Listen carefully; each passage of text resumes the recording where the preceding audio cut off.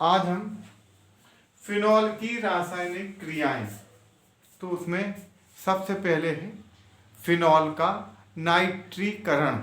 अब जो पढ़ना है वह है फिनॉल का नाइट्रीकरण। नाइट्रीकरण जो होता है इसका मतलब होता है NO2 समूह का जुड़ना। तो जो नाइट्रीकरण है ये किया जाता है नाइट्रिक अम्ल HNO3 के द्वारा। देखो HNO2 ये नाइट्रस अम्ल कहलाता है और HNO3 ये नाइट्रिक अम्ल कहलाता है। HNO3 जो है ब्रेक होता है HO और NO2 में। ये जो है दो पार्ट में रासायनिक क्रिया में टूटता है, एक HO और एक NO2। ये टूटता है HO प्लस NO2 में।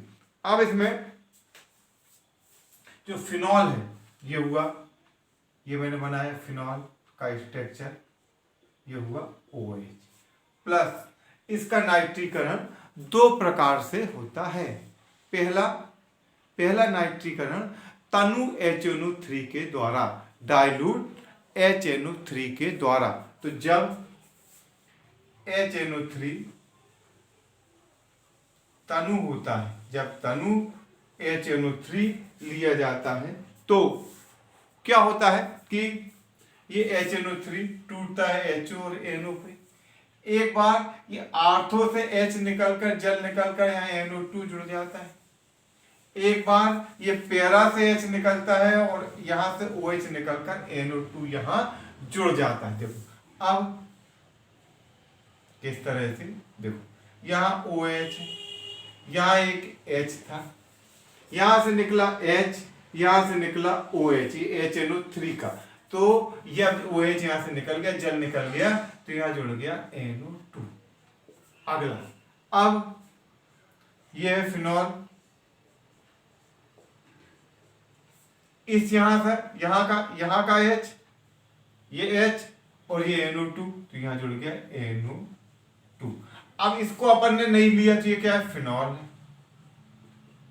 पर इस फिनॉल के अगली पोजीशन, फिनॉल की जो बिल्कुल बगल वाली पोजीशन है वो कहलाती आर्थो, ये वाली पोजीशन कहलाती है मेटा और ये वाली पोजीशन कहलाती है पैरा।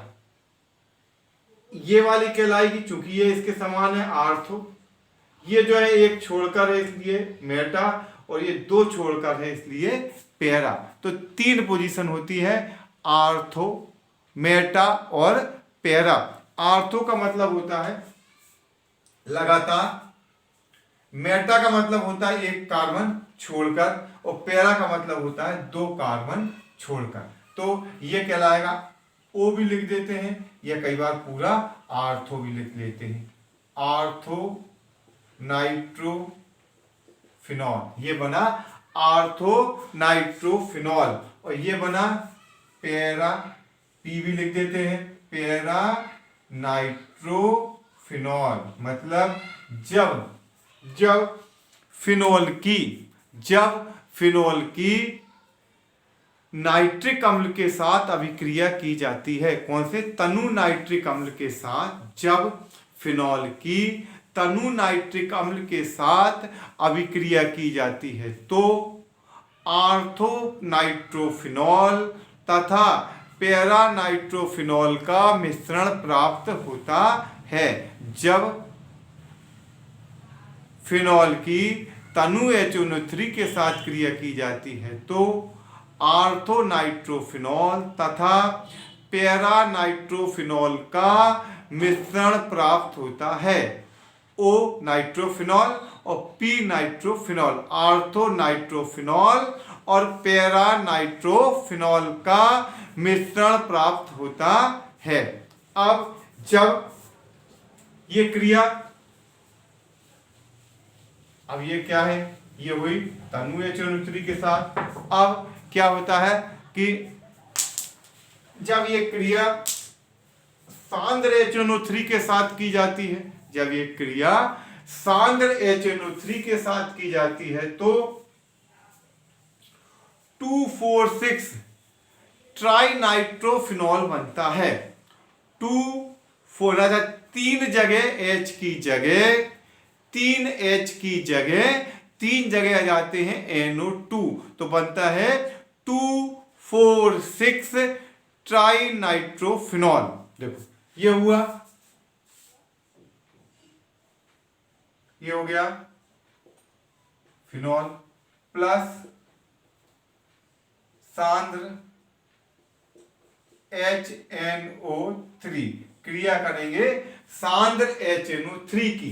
तो देखो ये OH से 1 2 3 4 5 6, 1 2 3 4 5 और 6, तो कहां कहां जाएगा? 2 NO2, 2 पर, 4 पर और 6 पर। तो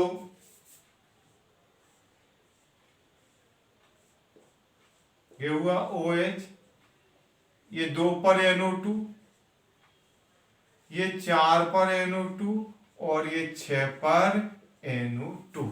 तो देखो अब इसको बोलेंगे, देखो फिनॉल तो ये है ही, और कितने नाइट्रो हैं? 3, तो ये कहलाएगा ट्राई नाइट्रो। पर ट्राई 3 कहां कहां पर है? तो इसमें अब लिखना पड़ेगा, एक 2 पर है, एक 4 पर है और एक 6 पर है।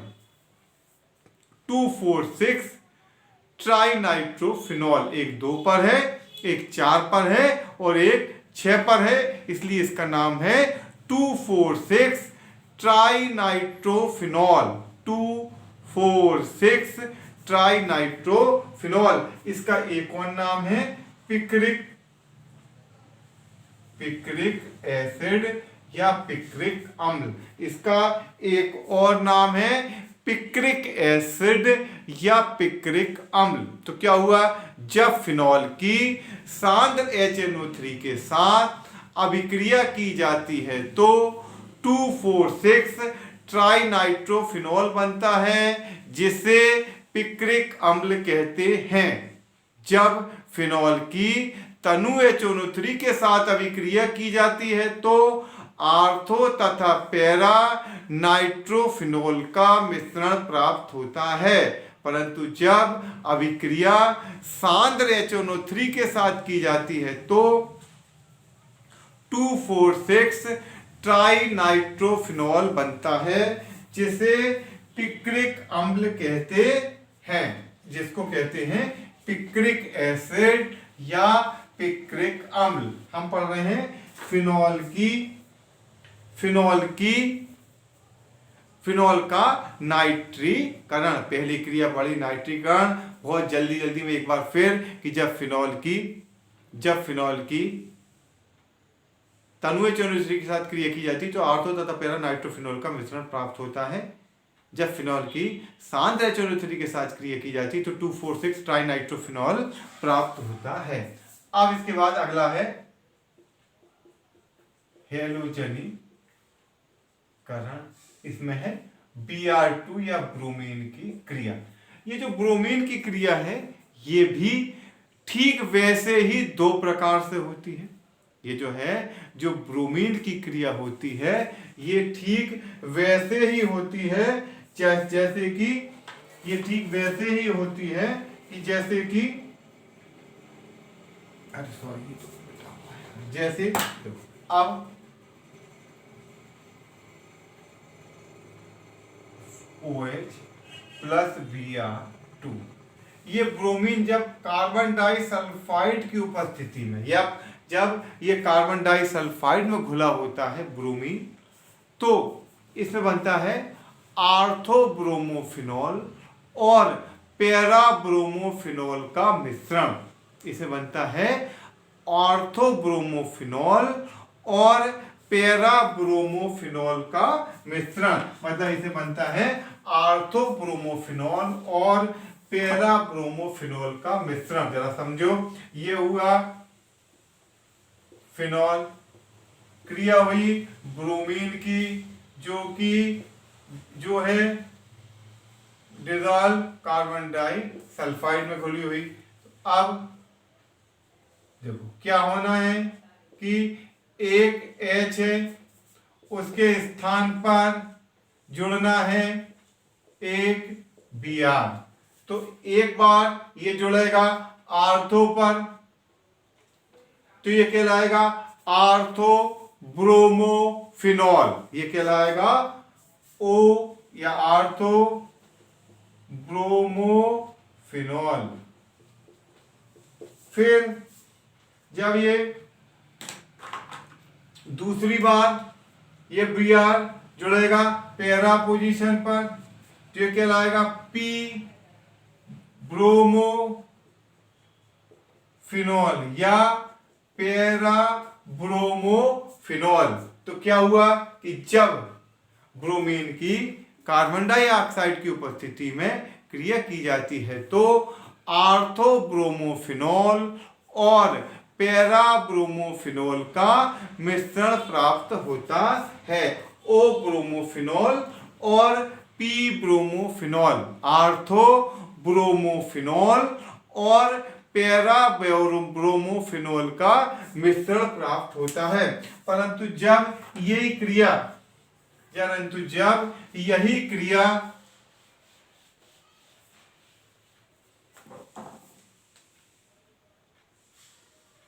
ब्रोमीन जल के साथ क्रिया की जाती है, मतलब जब ब्रोमीन जल में घुला होता है, जब ब्रोमीन जल में घुला होता है तो ये नाइट्रीकरण की जगह इसमें भी क्या होगा, दूसरे पर, चौथे पर और छठवें पर ब्रोमीन जुड़ जाएगा।